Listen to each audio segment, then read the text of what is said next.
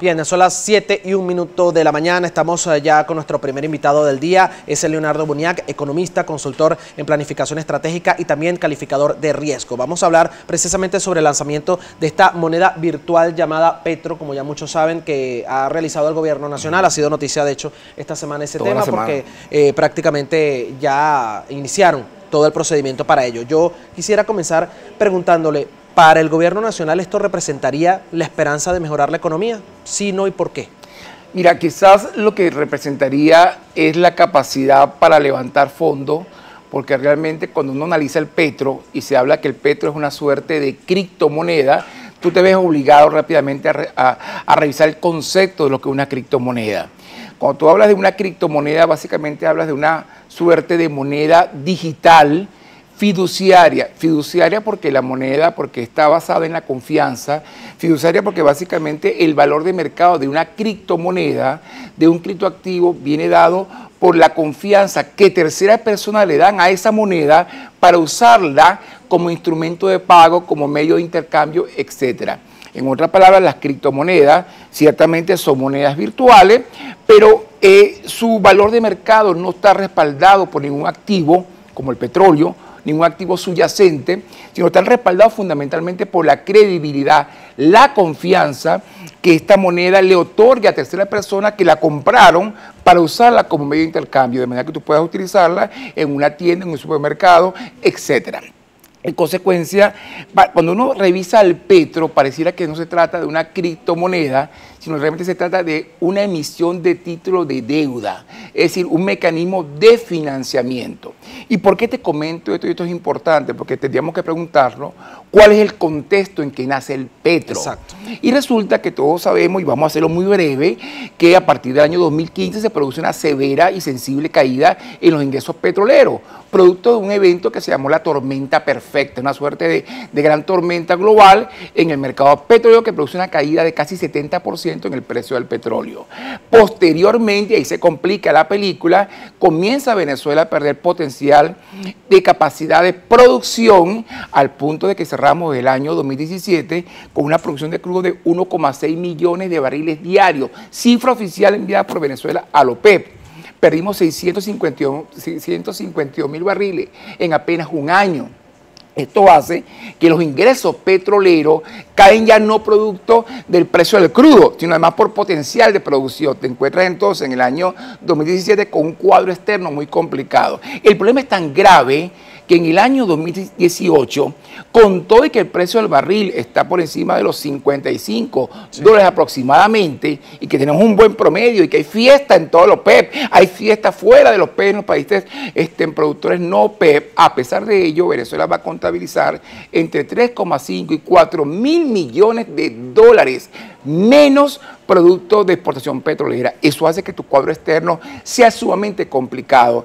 Y resulta entonces que en septiembre del año pasado, esto fue creo que 8 de septiembre aproximadamente, el Ejecutivo Nacional dice, para derrumbar el imperio del dólar, Venezuela suspendió el DICOM, vamos a crear un nuevo sistema de pagos internacionales basado en una canasta de moneda, ¿recuerdas? ¿Cómo no?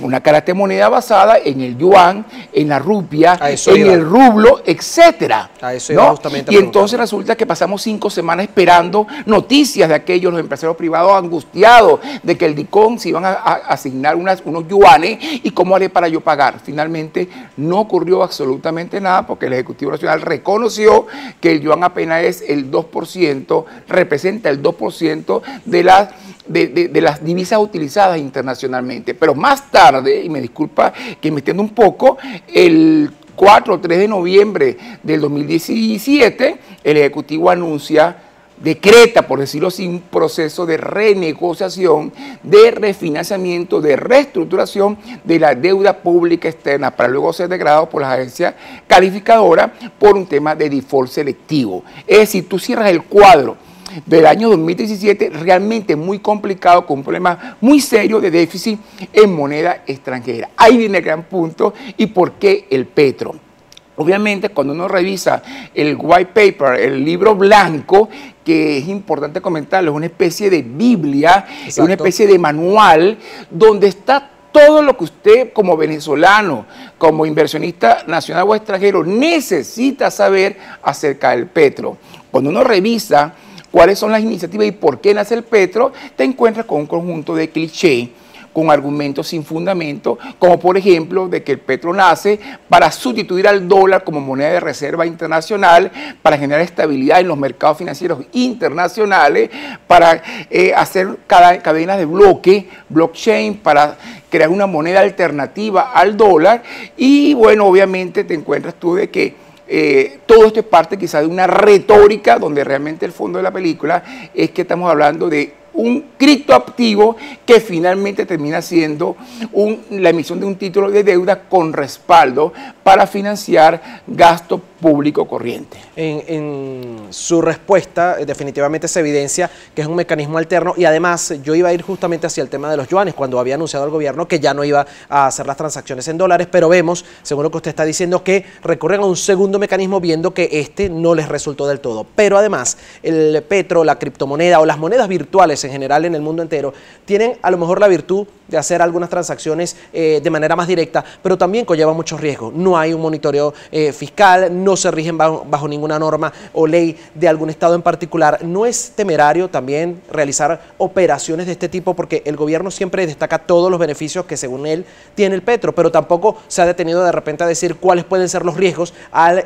realizar transacciones con este tipo de moneda virtual que se utilizan también en el mundo entero. No es la única, pero es una de las que está utilizando ya nuestro país. Ciertamente, las criptomonedas son monedas virtuales que se hacen a través de mecanismos y operaciones donde la operación es anónima, está completamente descentralizada, no existe ningún banco central que la emite, no hay un ente centralizado que las controla, están completamente desreguladas, todo queda en la web y todo está encriptado y como consecuencia de eso todo es anónimo.